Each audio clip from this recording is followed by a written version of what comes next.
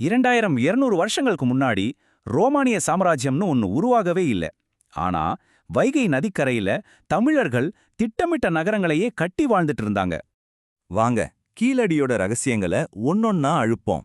இது தமிழரோட பொறியியல் மேதை. இந்த கீழடியோட கதைய நம்ம 6 பகுதியா பார்க்க போறோம். முதல்ல மண்ணுக்குள்ள ஒளிஞ்சிருந்த அந்த பெரிய நகரத்தை பத்தி பார்ப்போம். அப்புறம் அதோட வயசை கண்டுபிடிச்சு வரலாற்றையே புரட்டி போட்டு அந்த தேதியை பத்தி பேசலாம். அதுக்கப்புறம் அவங்களோட கட்டிடக்கலை, அந்த ஸ்பெஷலான மண்பாண்ட டெக்னாலஜி பத்தி டீட்டெயிலா பார்ப்போம். மெட்டல், பிசினஸ், அப்புறம் படிப்புல அவங்க எப்படி இருந்தாங்கன்னு தெரிஞ்சுக்கலாம். உலக அளவுல கீழடிக்கு என்ன இடம், கடைசியா இந்த கதைக்கு முடிவே இல்லையா, இல்ல இது ஒரு புது ஆரம்பமா அப்படிங்கறதையே அலச போறோம். வாங்க இந்த வரலாற்று பயணத்தை ஆரம்பிக்கலாம். சரி, முதல்ல இந்த பிரம்மாண்டமான கண்டுபிடிப்பு எங்க நடந்துச்சுன்னு பாப்போமா?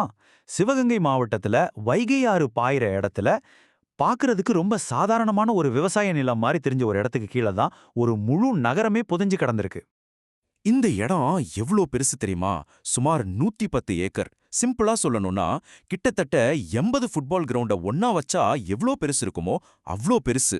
ஆனா ஷாக்கிங்கான விஷயம் என்னன்னா, இவ்ளோ பெரிய இடத்துல நாம இதுவரைக்கும் தோண்டியிருக்கிறது ஒரு சின்ன துளிதான். ஒரு பெரிய நகரத்தோட பெரும் பகுதி அதோட ரகசியங்களோட இன்னும் நம்ம காலுக்கு கீழே தான் தூங்கிட்டு இருக்கு. இதுவரைக்கும் நடந்த அகழ்வாராய்ச்சியில மட்டும் 15,000க்கும் அதிகமான பொருட்கள் கிடைச்சிருக்கு. இந்த நம்பர் ஏன் முக்கியம்னா, இது ஏதோ ஒரு சில குடிசைகள் இருந்த சின்ன கிராமம் இல்லைன்னு அடிச்சு சொல்லுது. இங்க கிடைச்ச ஒவ்வொரு பொருளும் ஒரு கதை சொல்லுது. இது ரொம்ப பரபரப்பான ஒரு தொழில் நகரமா, ஒரு பெரிய நாகரிகத்தோட துடிக்கிற இதயமா இருந்திருக்குன்னு நமக்கு அப்பட்டமா காட்டுது. இன்னொரு முக்கியமான விஷயம், கீழடிங்கிறது ஒரு தனி ஊர் மட்டும் இல்ல. அது ரொம்ப பக்காவா பிளான் பண்ணப்பட்ட ஒரு பெரிய சிஸ்டத்தோட சென்டர்.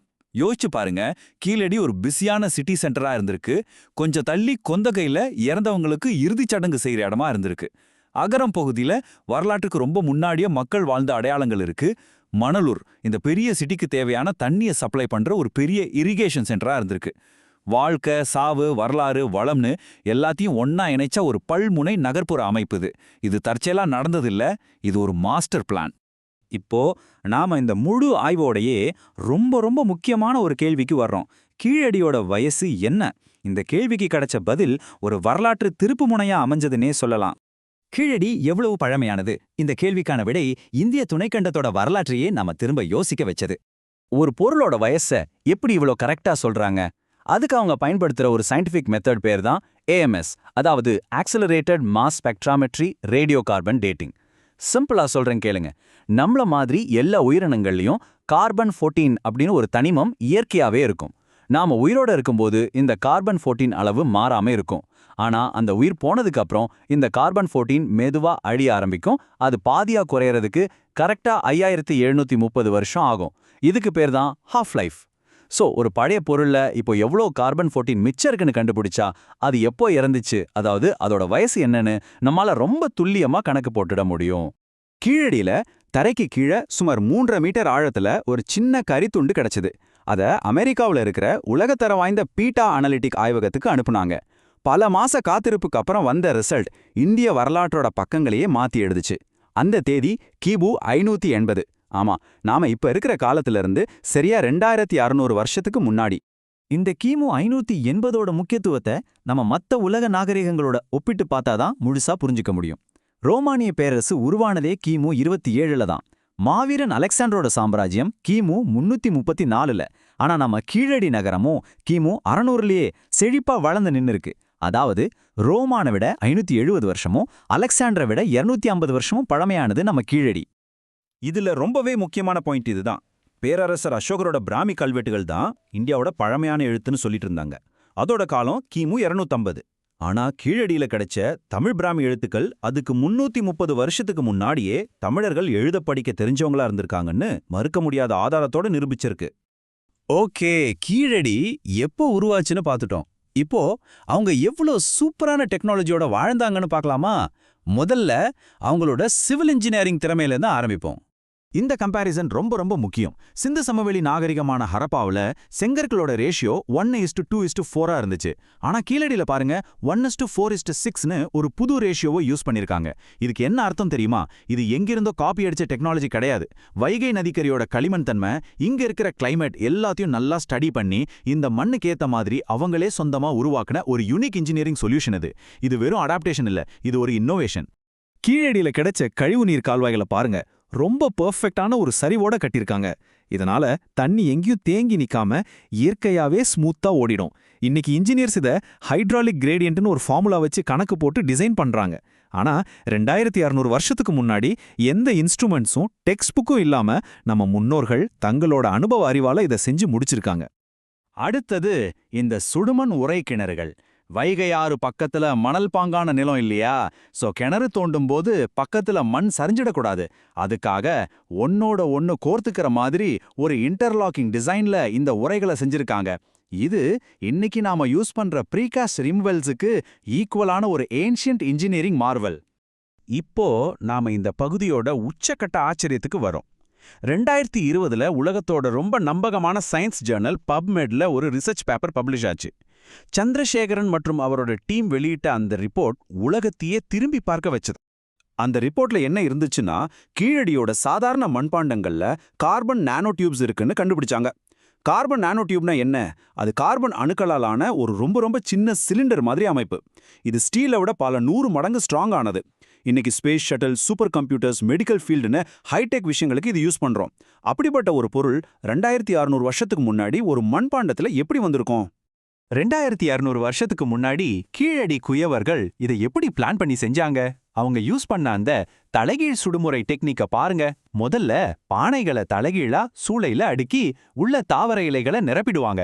இப்போ சூளையில நெருப்பு மூட்டும் போது பானையோட வெளிப்பக்கத்துல காத்து, அதாவது ஆக்சிஜன் நல்லா படுறதால அது அழகார செம்மண் நிறத்துக்கு மாறிடும். ஆனா பானைக்குள்ள அந்த இலைங்க எரியறதால ஆக்சிஜன் குறைஞ்சு கார்பன் துகள்கள் வெளியே போக முடியாம உள்ளேயே மாட்டிக்கும். இதனால உட்பக்கம் கருப்பா மாறிடும். இந்த அதிகப்படியான வெப்பத்துல களிமண்ல இயற்கையா இருந்த இரும்பு துகள்கள் ஒரு கேட்டலிஸ்டா மாறி அந்த கார்பன் துகள்களை கார்பன் நானோ டியூப்ஸா மாத்திருக்கு. இது தற்செயலா நடந்த விபத்தில்ல, இது ஒரு கண்ட்ரோல்டு கெமிக்கல் ரியாக்ஷன். சோ இதிலிருந்து நாம என்ன தெரிஞ்சுக்கணும்? கீழடி இன்ஜினியர்ஸ் ஹைட்ராலிக்ஸ்லயும் லோக்கல் டிசைன்லயும் மாஸ்டர்ஸா இருந்திருக்காங்க. அவங்க குயவர்கள் உலகின் பழமையான நானோ ஸ்ட்ரக்சர்ல ஒன்ன வெறும் தியரி இல்லாம பிராக்டிக்கல் அறிவால செஞ்சிருக்காங்க. இது அனுபவத்தின் உச்சம். ஓகே, அவங்களோட பில்டிங் அண்ட் நானோடெக் ஸ்கில்ஸை பார்த்துட்டோம். ஆனா ஒரு சிவிலைசேஷனோட உண்மையான பலம் அவங்க தினமும் யூஸ் பண்ற பொருட்கள்லயும் சொசைட்டியோட அமைப்புலயும் இருக்கு.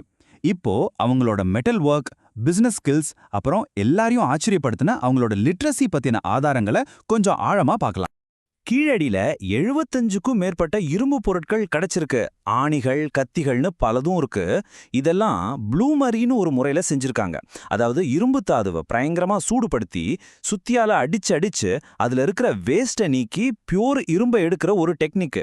இதுல சூப்பரான விஷயம் என்னன்னா, இந்த இரும்பை டெஸ்ட் பண்ணி பார்க்கும்போது அதுல பாஸ்பரஸ் அதிகமா இருக்கிறது தெரிஞ்சது. இந்த பாஸ்பரஸ் தான் ஒரு நேச்சுரல் கோட்டிங் மாதிரி செயல்பட்டு 2600 வருஷம் மண்ணுல கிடந்தும் இந்த இரும்பு பொருட்கள் துருப்பு பிடிக்காம இருக்கிறதுக்கு ஒரு முக்கியமான காரணம். இது டெல்லியில இருக்கிற அந்த ஃபேமஸான துருப்பிடிக்காத இரும்பு தூணுக்கு கிட்டத்தட்ட 1000 வருஷம் முன்னாடி செஞ்ச டெக்னாலஜி. இங்க கிடைச்ச நூல், நூற்கிற தக்களிகள், சாயத்தொட்டிகள், நெசவு கருவிகள் எல்லாம் ஒரு முக்கியமான உண்மையை சொல்லுது. கீழடியில ஒரு கம்ப்ளீட் டெக்ஸ்டைல் இண்டஸ்ட்ரியே இயங்கியிருக்கு. அதாவது பஞ்சிலிருந்து நூல் நூற்கிறது, அந்த நூலை வச்சு துணி நெய்யறது, அப்புறம் அந்த துணிக்கு கலர் ஏத்துறதுன்னு எல்லா வேலையும் ஒரே இடத்துல ஒரு ஆர்கனைஸ்ட் இண்டஸ்ட்ரியா நடந்திருக்கு. இது ஒரு தன்னிறைவான பொருளாதாரத்தோட அடையாளம். கீழடியோட ரொம்ப முக்கியமான கண்டுபிடிப்புகள்ல ஒண்ணு இங்க கிடைச்ச பானை ஓடுகள். இதுல 56க்கும் மேற்பட்ட ஓடுகள்ல தமிழ் பிராமி எழுத்துகள் இருக்கு. இந்த நம்பர் என்ன சொல்லுதுன்னா, அப்போ படிப்புங்கிறது ஒரு சிலருக்கு மட்டும் தெரிஞ்ச ரகசியம் இல்ல, அது மக்கள் மத்தியில எவ்வளோ பரவலா இருந்துச்சுங்கிறதுக்கு இது ஒரு நேரடி சாட்சி. இதுல ஒரு எமோஷனலான விஷயம் இருக்கு. இந்த எழுத்துக்கள் எல்லாம் பானை செஞ்சு சுட்டதுக்கு அப்புறம் எழுதப்பட்டிருக்கு. ஒரு குவன் தன்னோட பேரை எழுதுறான், ஒரு வியாபாரி தன்னோட பொருளுக்கு பேர் எழுதுறான். இது ராஜாக்களோட எழுத்து இல்ல, இது மக்களோட எழுத்து. படிப்புரிமைங்கிறது பெரிய ஆளுங்களுக்கு மட்டும் இல்லாம சாதாரண மக்களுக்கும் சொந்தமா இருந்திருக்குன்னு இது உலகத்துக்கே சொல்லுது.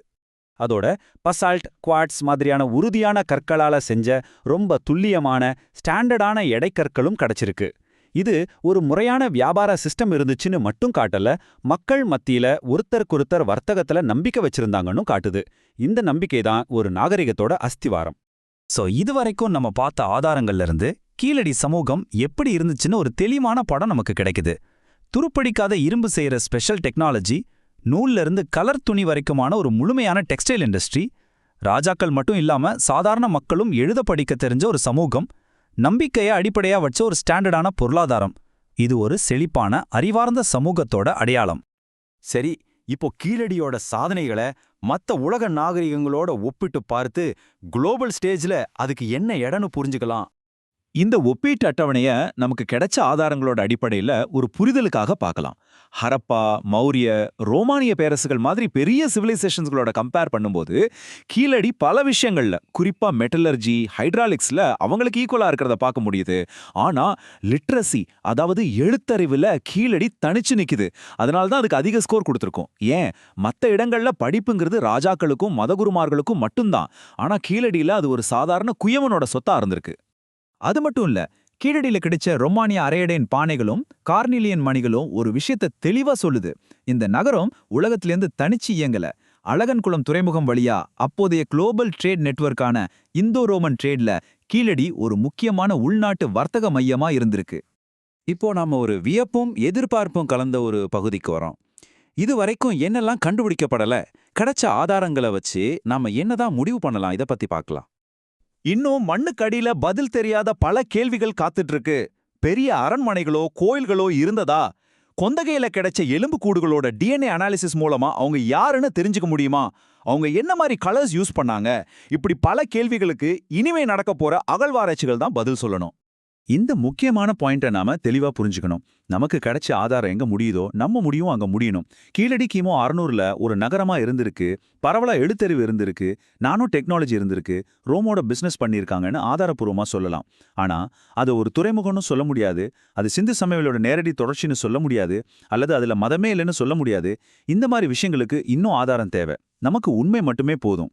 வைகை நதிக்கரையில 2600 வருஷத்துக்கு முன்னாடி நம்ம முன்னோர்கள் செஞ்சு முடிச்ச விஷயங்களை இன்னைக்கு இருக்கிற மாடர்ன் சயின்ஸ் இப்பதான் வெரிஃபை பண்ணி ஆமா இது உண்மைதான்னு சொல்லுது. அவங்க வேற யாரும் இல்ல, அவங்க நம்ம முன்னோர்கள், அவங்க தமிழர்கள். அப்போ வைகை நதிக்கரையில நாம என்னத்தை கண்டுபிடிச்சிருக்கோம்? இது வெறும் செங்கல்லும் பானையும் இல்ல. இது 2600 வருஷத்துக்கு முன்னாடியே ஒரு நகர நாகரிகத்தை உருவாக்குன, நானோ டெக்னாலஜியை தெரிஞ்சு வச்சிருந்த, உலகத்தோட வர்த்தகம் பண்ணுன, சாதாரண மக்களும் எழுத படிக்க தெரிஞ்ச ஒரு மாபெரும் தமிழ் சமூகத்தோட அழியாத அடையாளம். கீழடியோட கதை இன்னும் முடியல, அது இப்போதான் ஆரம்பிச்சிருக்கு. கீழடியோட கண்டுபிடிப்புகள்ல உங்களை ரொம்ப ஆச்சரியப்படுத்தின விஷயம் எது? கீழே கமெண்ட்ல சொல்லுங்க. இந்த வரலாற்று உண்மையை எல்லாரோடையும் ஷேர் பண்ணுங்க. அடுத்ததா நாம கொடுமணலுக்கு ஒரு பயணம் போக போறோம். அங்கதான் உலகத்தோட முதல் தரமான எஃகு, அதாவது வூட் ஸ்டீல் உருவாக்கப்பட்டுச்சு. இந்த வரலாற்று பயணத்தை தொடர எங்களோட சப்ஸ்கிரைப் பண்ணி இணைஞ்சிருங்க.